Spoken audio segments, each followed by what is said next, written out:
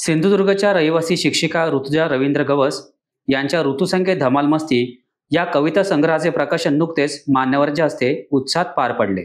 या कार्यक्रमाला नवी मुंबई साहित्य परिषदेचे अध्यक्ष डॉक्टर जोशी, प्रमुख कार्यवाह डॉक्टर अरुंधती जोशी, कवी लेखक दुर्गेश सोनार, प्रवीण देशमुख, साहेबराव ठाणगे, स्वाती टिल्लू आदी मान्यवर उपस्थित होते। दोडामार्गमधील कुंब्रल शाळेची वाडी येथील 2 दुचाकींना अचानक आग लागली आहे। ही आग लागली की कोणी लावली अशी चर्चा होते।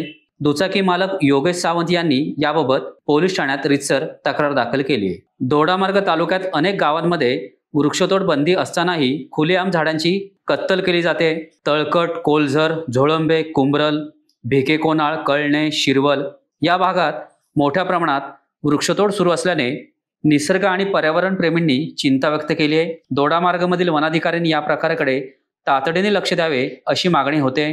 पूर्वी वाड्यावाड्यांवर येण्या जाण्यासाठी पाणंद वाटा असत।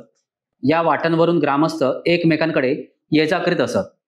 काळाच्या ओघात अनेक गावांमधील पाणंद वाटा किंवा पाणंद रस्ते नष्ट झालेत। काही वाटांवर चक्क अतिक्रमणही झाली, तर जागा जमिनी विक्रीच्या प्रकरणात या पाणंद वाटा नष्ट झाल्यात।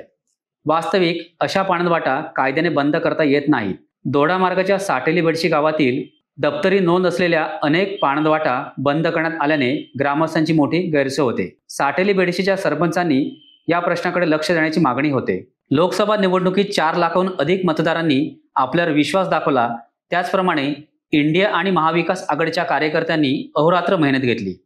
या सर्व कार्यकर्ते आणि मतदारांच्या विश्वासाला आपण तडा जाऊ देणार नाही।